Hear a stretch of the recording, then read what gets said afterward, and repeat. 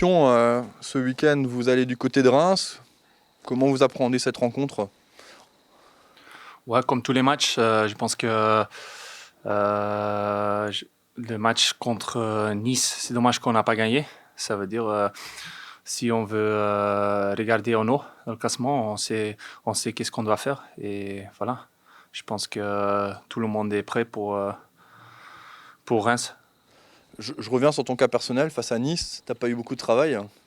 Non, c'est mieux comme ça, je suis content. Euh, pour les dernières semaines, c'est vrai qu'il y a moins de travail, peut-être juste un ou deux interventions. Et ça veut dire que l'équipe, pour l'instant, est très fort. Et on est très costaud aussi derrière. Ça veut dire, ouais, on a pas mal gardé le zéro cette saison déjà. Et voilà, on doit continuer comme ça et essayer de récupérer les points encore avant la trêve pour voir pendant la trêve qu'est-ce qui est possible pour jouer une belle fin de la saison. Parce que justement, Strasbourg, la troisième attaque, mais à contrario, vous avez pris 4 buts à Bordeaux, 2 buts à Saint-Etienne. Mais hormis ça, derrière, c'est très costaud. Qu'est-ce qui a changé au fil de la saison? Ouais, bien sûr, en début de la saison, l'équipe n'était pas complète. Et je pense que maintenant, avec une nouveau coach, c'est aussi nécessaire de découvrir ses méthodes et tout. Et je pense que les derniers mois, on a vu que ça marche bien et aussi derrière, ça marche très bien. Je pense avec Gers, ça marche bien. Ok, Alex, je connais depuis quelques années, mais avec Gersinho, avec Luca, ça marche très bien. Et voilà, je pense que comme j'ai dit, on doit continuer et j'espère on peut voir ouais, du haut du classement. Tu le disais tout à l'heure, on en parlait l'autre jour avec Stéphane Cassard. Tu as moins de travail ces derniers temps. Ça veut dire qu'on peut-être on te voit moins aussi. Parfois, on t'a vu bombardé par les attaquants adverses et tu pouvais te mettre en évidence. Là, c'est moins le cas. Est-ce que finalement, tu préfères ça?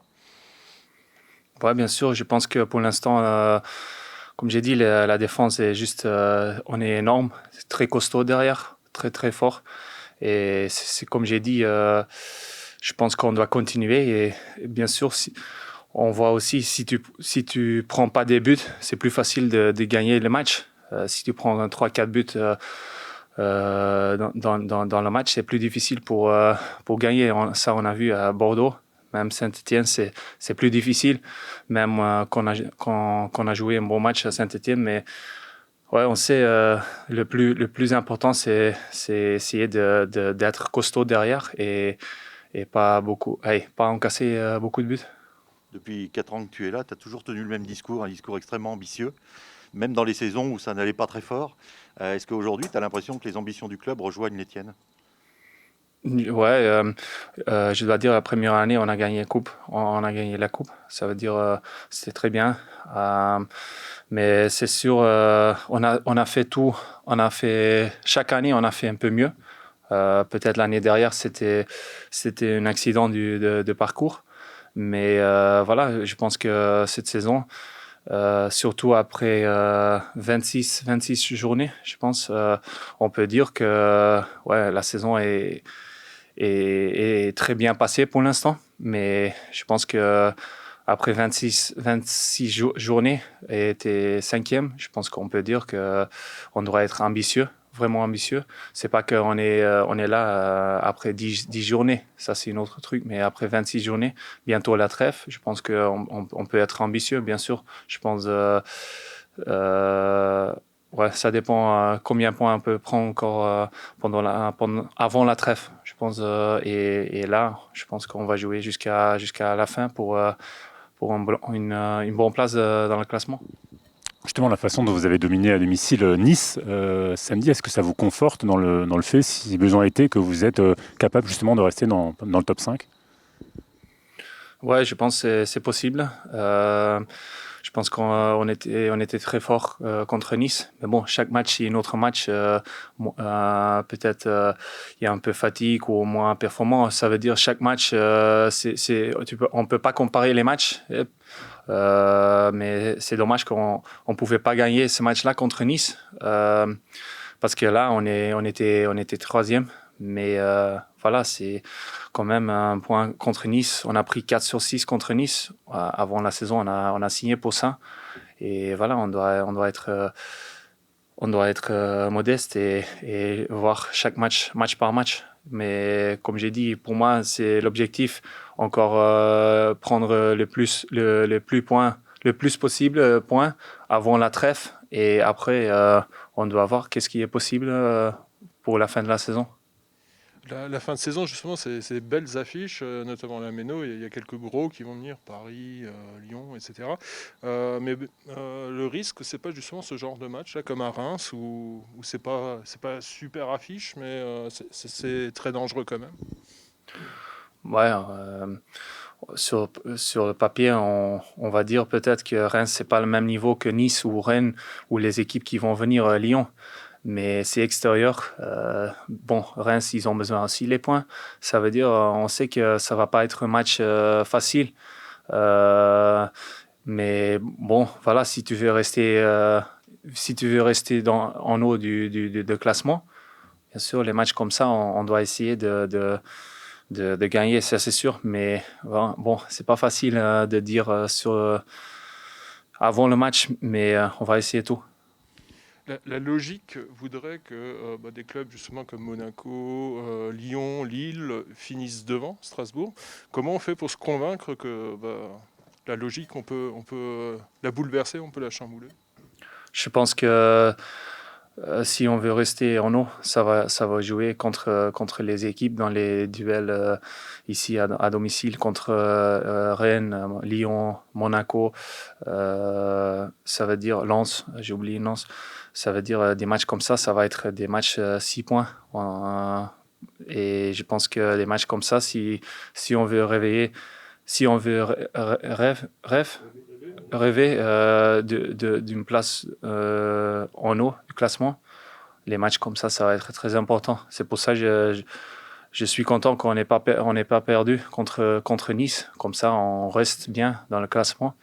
Mais voilà, je pense que les matchs contre les grandes équipes, surtout à domicile, ça va être des matchs très importants.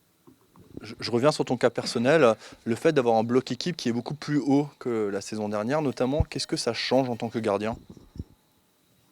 Ouais, ça veut dire le gardien doit jouer un peu plus haut aussi pour intervenir dans les ballons dans la profondeur. Mais voilà, moi, je suis habitué de ça parce que j'ai toujours joué avec des équipes qui jouent en haut du classement. Ça veut dire que c'est toujours un ou deux, trois interventions par match. Mais tu sais qu'ils sont importants parce qu'il n'y a pas beaucoup de travail. C'est des matchs très difficiles parce que tu dois rester concentré 90 minutes. Mais bon, bien sûr, c'est mieux ça que tu dois être chaque fois l'homme du match. Ça veut dire que c'est pas trop bien. C'est pour ça que je suis très content. Et comme j'ai dit, on est très costaud derrière aussi. Les dernières semaines, on a gardé beaucoup de fois le 0. Ça fait du bien pour l'équipe et ouais, on doit continuer. C'est dans la lecture aussi du jeu, de l'anticipation, c'est là aussi où ça change, tu dois être encore plus vigilant sur ce qui peut se passer. Ouais, c'est comme j'ai dit, on sait qu'il y a quelques ballons par match pour l'instant. Bien sûr, comme j'ai dit, tous les gros, ils vont venir encore. Ça veut dire c'est encore plus important les 2-3 interventions. Ça, on a vu contre Marseille. Je pense qu'on a bien joué ce match-là, mais 2-3 occasions, qualité individuelle qui a fait la différence. Et des matchs comme ça, ils vont venir. Ça va être les matchs comme ça bientôt. Ça veut dire que on doit, et moi aussi, on doit rester vigilant, bien sûr, et rester concentré pour un ou deux ballons qui vont venir pour essayer de lire bien le jeu et intervenir. Pour rester un peu dans ce registre-là, tu es dans une équipe qui marque quasiment à chaque match. Il y a très peu de matchs où le Racing n'a pas marqué. Est-ce que pour un gardien, c'est rassurant ou est-ce que ça te force à être encore plus vigilant justement à ton poste pour pas prendre de but non plus? C'est vrai que cette saison, on est pas mal offensivement. Ça veut dire on a pas mal marqué les buts et bien sûr, c'est toujours bien si on peut mener, ça c'est sûr, mais voilà, de temps en temps, c'est difficile de marquer comme contre Nice. Et voilà, on doit être content avec un point. On ne doit pas donner, comment tu dis, une but aussi. Un point, c'est pas mal non plus. Ça veut dire, je comprends qu'on est offensif, c'est logique, surtout à domicile. Mais voilà, de temps en temps, un point, c'est bien aussi. Tu en as un peu parlé pour l'instant, mais pas trop. Reims est une équipe qui vous réussit pas trop bien ces dernières années. Au match aller, on s'en souvient, à la 97e minute, vous avez évité une 3e défaite consécutive contre eux. Est-ce que toi, tu t'en méfies particulièrement? Ouais, voilà, je pense que Reims, pour l'instant, c'est pas un club avec beaucoup de jeunes, tu vois. Alors, je pense ils ont changé quelques joueurs l'année dernière aussi. Et voilà, ouais, ils sont pas très mal, mais ils ont besoin encore quelques points. Ça veut dire, surtout à domicile contre Strasbourg, ils vont penser que c'est possible de jouer un bon match et de garder les points à domicile. Mais voilà, je pense qu'il y a des qualités.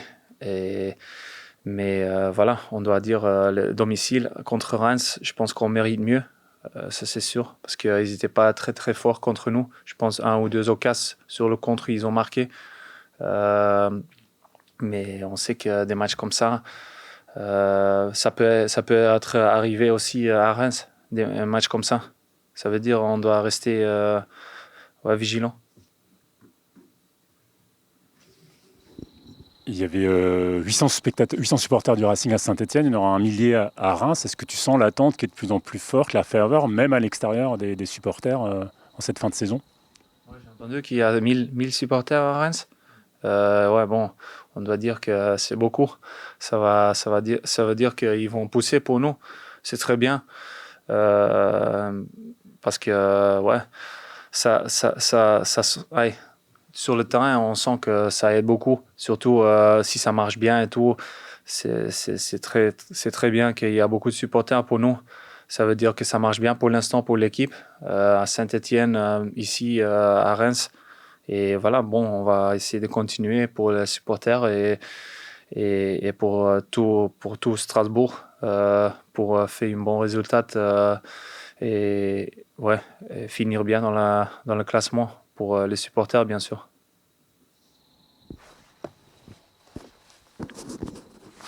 Dernière question, Mats, comment tu te sens physiquement actuellement? Ouais, je pense que je suis bien revenu après la blessure. Et voilà, bien sûr, il y a une semaine que tu es mieux, que tu sens mieux que l'autre semaine. Ça, c'est humain. Mais pour l'instant, je pense que ça va. Physiquement, je suis pas. Je pense que je peux améliorer encore un petit peu, mais je suis très, très, très, très bien et très content après la blessure comme ça de revenir dans un bon niveau. À quel type de rencontre vous attendez ce week-end?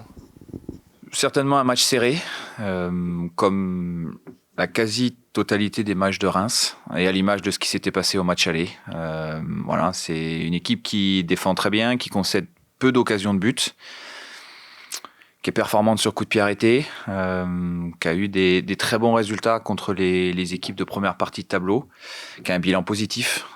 Sur 10 matchs, ils ont fait 4 victoires, 3 nuls, 3 défaites, avec 9 matchs sur 10 faits certes à l'extérieur, mais elle ne modifie pas beaucoup de choses entre ce qui se passe à domicile et à l'extérieur. Voilà, donc elle est capable d'accrocher des très très bonnes équipes, de les battre, à l'image de ce qu'ils ont fait la semaine dernière à Monaco. Il y a beaucoup de buts et beaucoup de matchs qui se décantent aussi dans les toutes dernières minutes, à l'image de ce qui s'est passé la semaine dernière aussi à Monaco. Voilà, donc je m'attends à un match très serré et très difficile. Comme face à Nice, vous risquez sans doute d'avoir la possession du ballon, on imagine. Hein. Est-ce que c'est quelque chose de dérangeant pour Strasbourg de devoir avoir la possession et face à des blocs bas en fait? C'est ce qu'il y a de plus dur dans le foot, de pouvoir déséquilibrer des blocs bas.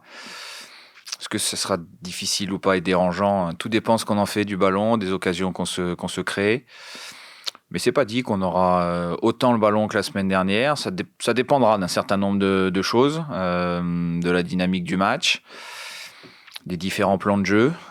C'est vrai qu'on l'a eu beaucoup plus que ce qu'on pouvait l'imaginer la semaine dernière, mais on l'a plutôt bien utilisé. En tout cas, on a eu largement de quoi gagner la semaine dernière, en se créant beaucoup plus d'occasions, en n'en concédant aucune, parce qu'on a eu un taux de XG défensif le plus bas depuis le début de la saison sur le match de la semaine dernière, vraiment très très très très bas.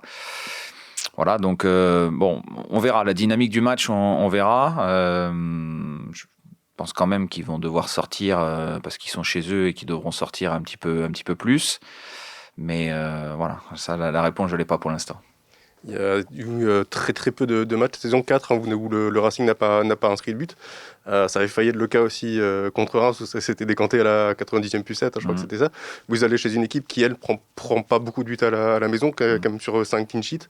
Voilà, ça dit quelque chose de ce match-là aussi, de se dire, voilà, il faudra aller chercher ce but-là. Comment tu vois Ça dit qu'il faudra être très très efficace. Voilà. Et je pense que le maître mot, encore plus sur ce match-là ou contre ces adversaires-là, c'est l'efficacité. Dans les deux surfaces de réparation. Il concède très peu de choses et il faut être capable, avec pas énormément, de pouvoir scorer. À l'image de ce qu'on avait fait à Angers en début de rencontre, en prenant le score et puis ensuite en contrôlant bien la rencontre et en contrôlant bien la partie. Au match aller, on avait eu des situations dans le premier quart d'heure pour prendre le contrôle du score. On n'avait pas réussi à saisir ces opportunités-là. Ils avaient réussi à contrer et à marquer sur leur première situation.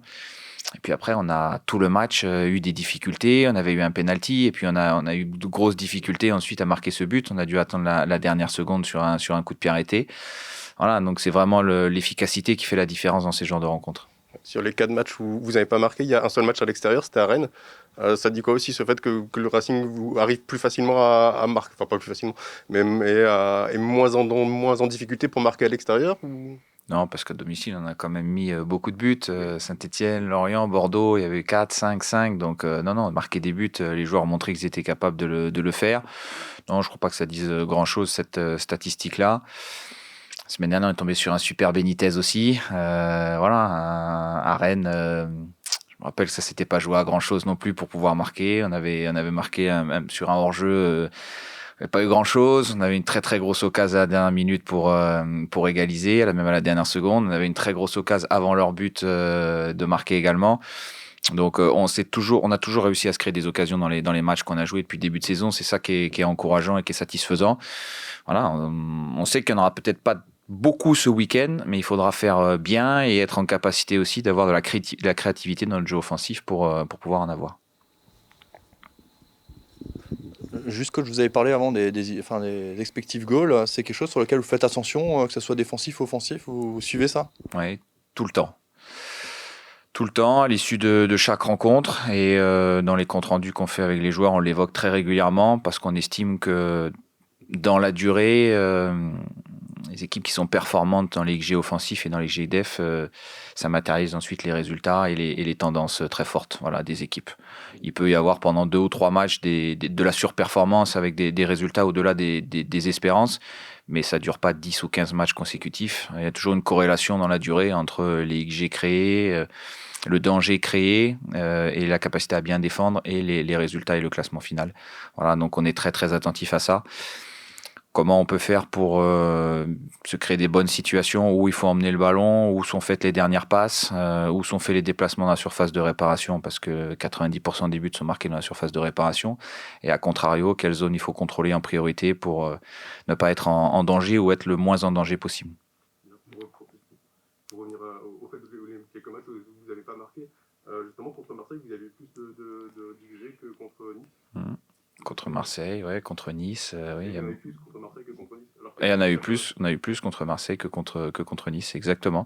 Oui, après, c'est les grosses situations qui amènent un pourcentage plus élevé.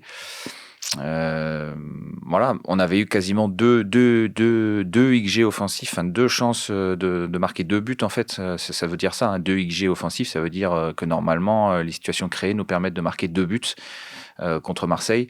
Là, ça a été un petit peu plus de 1 sur le match de Nice. Par contre, sur le plan défensif, c'était 0-1. Donc, ça nous était jamais arrivé depuis le début de saison de laisser une équipe aussi bas que ça.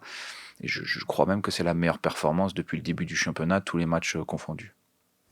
Justement, la façon dont vous avez dominé Nice, est-ce que ça vous conforte encore davantage dans la possibilité de rester dans le haut de tableau, de rivaliser avec ces équipes du top 6-8 ? Non, je ne suis pas sûr que ça veut dire grand-chose. En tout cas, ça ne veut rien dire par rapport au match de ce week-end. Tous les matchs ont des histoires différentes. Là, on va aller à l'extérieur. On était chez nous la semaine dernière devant notre public.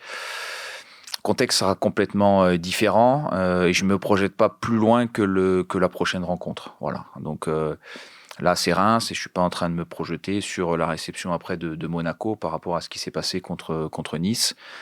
Je vous ai donné les statistiques de Reims contre les équipes de première partie de tableau. Elles sont excellentes, elles sont en leur faveur.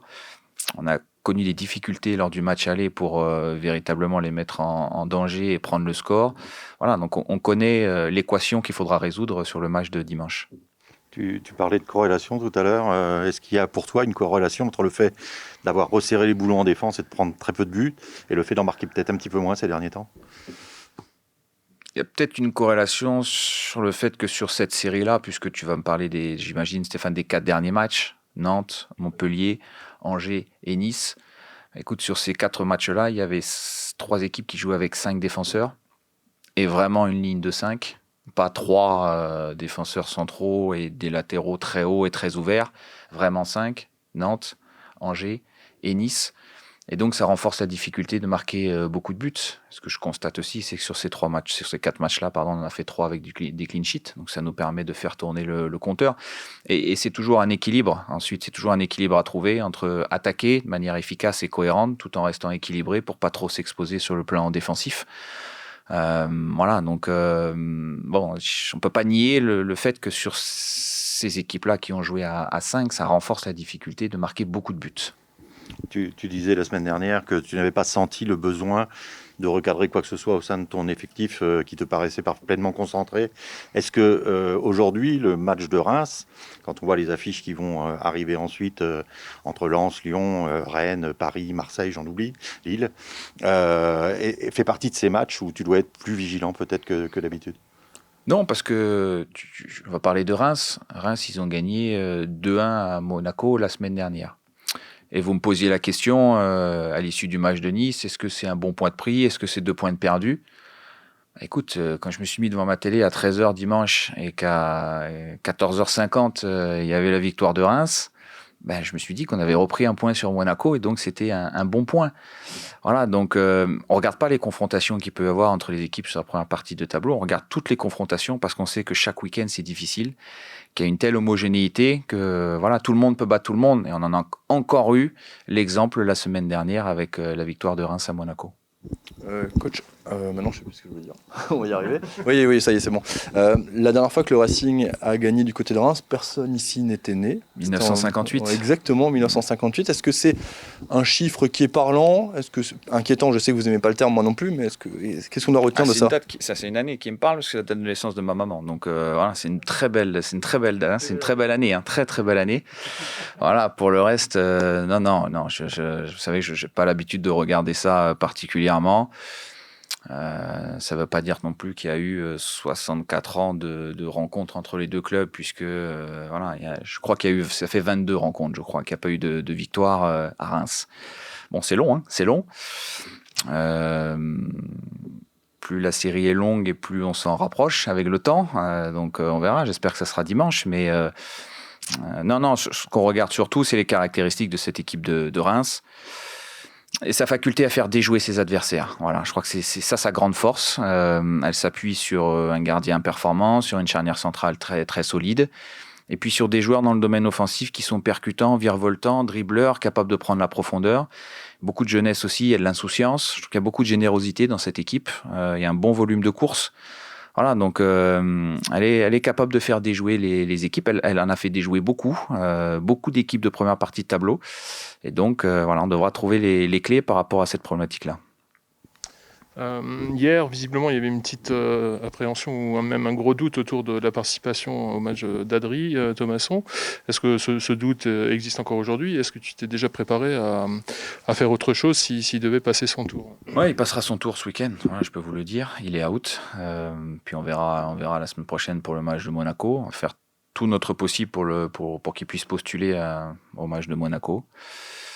Ça change forcément la donne pour nous, oui, parce que Adri a une place importante dans l'équipe, dans l'effectif, de par ses caractéristiques. On ne pourra pas le remplacer avec un joueur qui a les mêmes caractéristiques, donc voilà, on devra s'adapter, se réajuster. Bon, ça fait partie des aléas d'une saison. On a très souvent eu à devoir remanier l'équipe, à remanier l'effectif, et on s'est jamais plaint, ou en tout cas on s'est jamais caché derrière ça. Et voilà, ce week-end, ça sera aussi le cas. Il y aura 11 joueurs sur le terrain, il y aura un groupe de 20 joueurs qui va se préparer pour aller faire la meilleure performance et le meilleur résultat possible à Reims. Du coup, comme il est forfait, j'avais un peu anticipé le truc, mais finalement, en dehors de sa suspension, de 2 matchs de suspension après le match De Lille. après son expulsion contre Lille, et le 3e match où il a suivi, où il a commencé sur le banc, il a toujours été titulaire. Comment se projeter sans lui finalement, quoi? Le collectif doit toujours être plus fort que les individualités, toujours, même lorsque des joueurs importants, impactants manquent, et ça sera le cas ce week-end. Adri est un joueur important, c'est un joueur impactant, pas que dans les statistiques, parce que les statistiques ne veulent pas tout dire, mais elles veulent dire certaines choses. Il est impactant dans le domaine offensif par sa capacité à être décisif, par la dernière passe, par le dernier geste. Il est très impactant dans le pressing et dans le contre-pressing. Voilà, donc je disais qu'on allait devoir se réajuster, et on devra forcément se réajuster par rapport à son absence. On ne jouera pas de la même manière avec lui ou sans lui, parce que les caractéristiques de celui qui le remplacera seront différentes. Et juste un mot sur la gravité de sa blessure, parce en début de semaine, il n'était pas du tout inquiet. Et puis, qu'est-ce qui s'est passé entre-temps? Non, c'est un petit souci musculaire qui est pas grave, qui ne devrait pas prendre de nombreuses semaines, mais qui le handicape pour le match de ce week-end, et ça serait prendre un trop gros risque que de le faire jouer. Il reste encore 2 mois et demi de compétition derrière, donc voilà, on ne peut pas prendre ce risque-là. Et le staff médical, avec les préparateurs physiques, vont tout faire pour essayer de le remettre sur pied pour le match de Monaco. À propos de blessures, Reims est confronté à une cascade absolument impressionnante de blessures et de joueurs plutôt chevronnés, et ils jouent avec beaucoup de jeunes. Est-ce que tu es surpris finalement de les voir réussir un parcours plutôt correct compte tenu des indisponibilités auxquelles ils doivent faire face? J'ai vu qu'il y avait peut-être certains joueurs qui étaient sur le retour. Déjà, ils ont un effectif qui est large pour pouvoir fonctionner avec autant de blessés sans que ça ait d'influence trop négative sur les résultats. Ils ont un effectif qui est très large. Ils ont des jeunes joueurs, beaucoup de jeunes joueurs, dynamiques, assez talentueux, dribbleurs, et puis ils ont aussi des joueurs expérimentés. Ils ont surtout cette faculté, mais ça dure depuis plusieurs saisons, à faire déjouer les adversaires. Voilà. Le Reims, déjà, avec David Guillon, était une équipe très bien organisée, très bien structurée, qui faisait souvent partie des meilleures défenses du championnat. Je dirais que c'est un petit peu dans leur ADN depuis maintenant plusieurs saisons. Voilà, tradition a été perpétuée encore cette année. Et puis ils ont, avec notamment, même s'il ne sera pas là, avec Ekitike, aussi des joueurs cette année qui sont capables d'être décisifs, impactants dans les statistiques, dans la profondeur, dans le fait de marquer des buts. Il y a Mboukou qui est un très bon jeune joueur, Petit Kebal aussi qui est un très bon jeune joueur, Van Bergen qui prend très bien la profondeur. Ils ont le retour de Zeneli, et le retour de Zeneli va leur apporter aussi beaucoup de choses dans la prise d'espace et dans le déséquilibre individuel.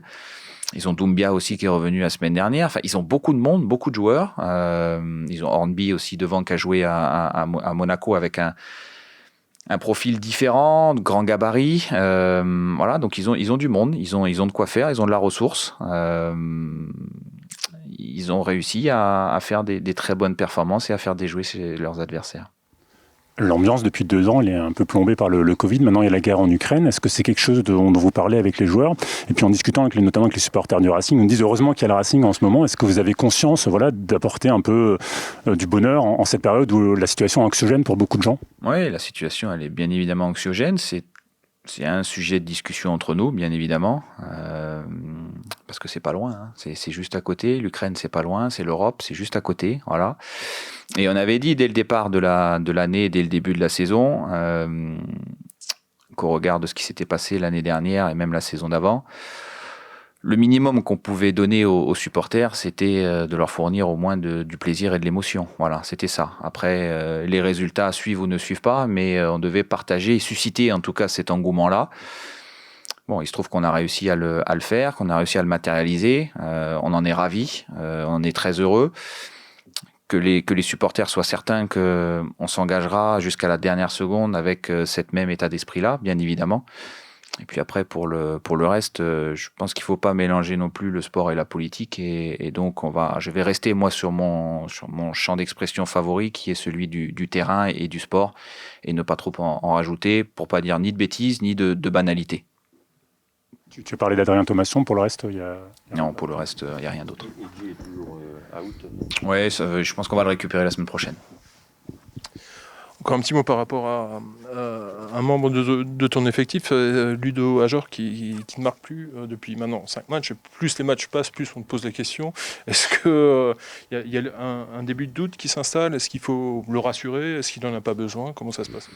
Non, en tout cas, il y a pas, nous, on n'a aucun doute vis-à-vis de Ludo. On a entière confiance en lui. J'en ai déjà parlé avec lui, bien évidemment.